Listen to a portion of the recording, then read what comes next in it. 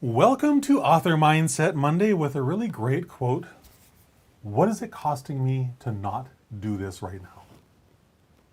I'm talking specifically, of course, about writing my book, writing your book. What is it costing you to not do this right now, to not write your book right now? It's a great question that has, oh my goodness, so many answers. And we'll get to some of them in a minute. But first, my name is Christopher Diarmani. Welcome. I empower aspiring Christian nonfiction writers just like you, so you can share the story of how God led you from trauma to triumph so that you can make the impact you know you're born to make in this world. Your book is on your heart to write for a reason. It's because you want to make an impact. God led you on this amazing journey, and yet nothing will change, probably in your life, but certainly not in the lives of your readers, if you don't actually write it and publish it and get out there and promote it. And it all starts with mindset, which is what we're talking about today.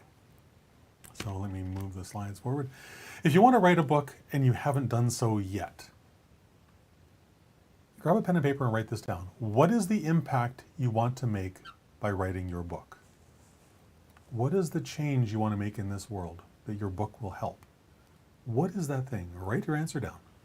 And if you're feeling up for it, share it in the comments. I'd love to hear it. What's holding you back from starting your book? Or worse, from finishing it if you've already done so? What's holding you back from starting your book or from finishing it? There's something, and it's something up in here. It always is. It's not something external, it's always internal. It's always a choice that we've chosen for whatever reason. Now, that may not be a conscious decision, but it's still a decision that we've made at some level.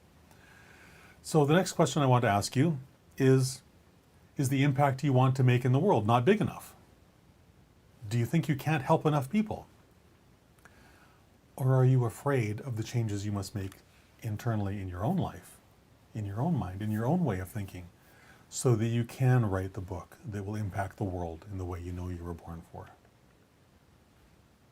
Write your answers down. Share them in the comments if you're feeling up for it. I'd love to hear it.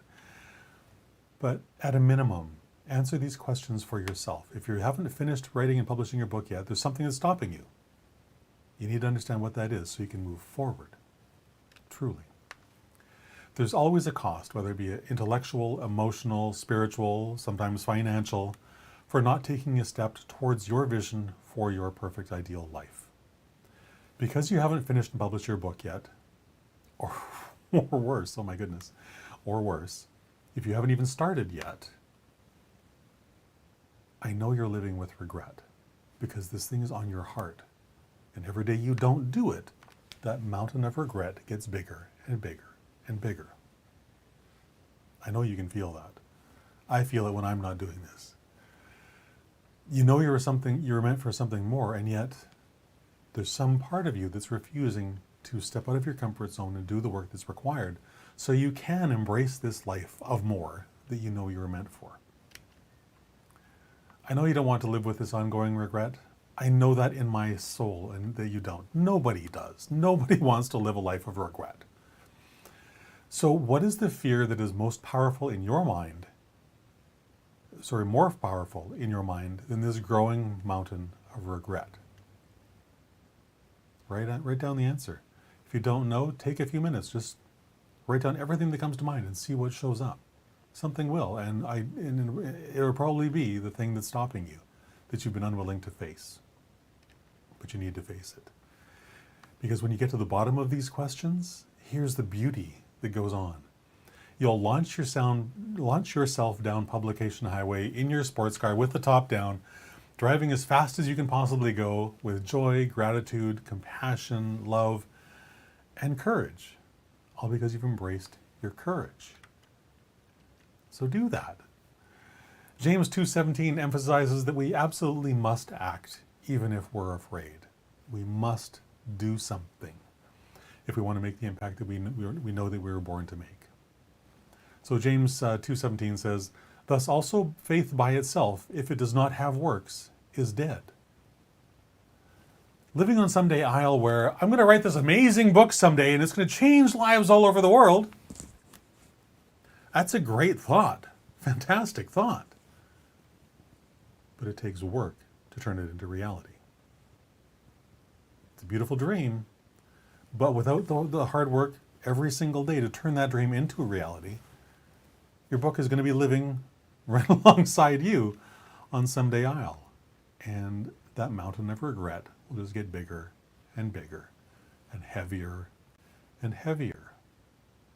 It's easier just to write the darn book and be done with it. You don't have to be living in regret anymore.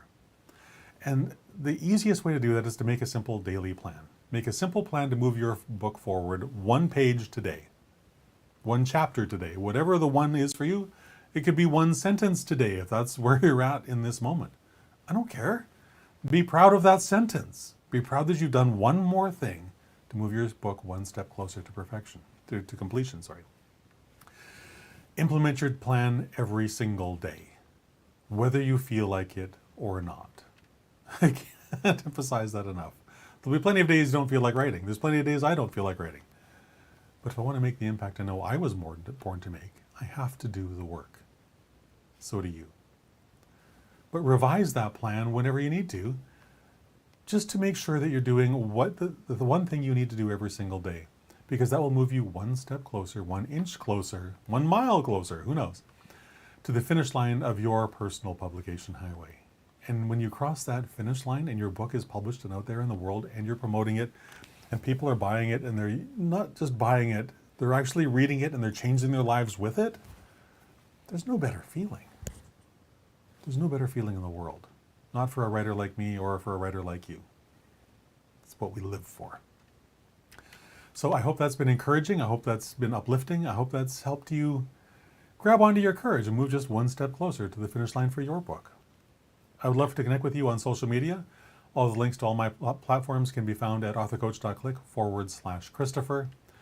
And just keep this thought in mind every single day, especially on those days where I don't feel like writing.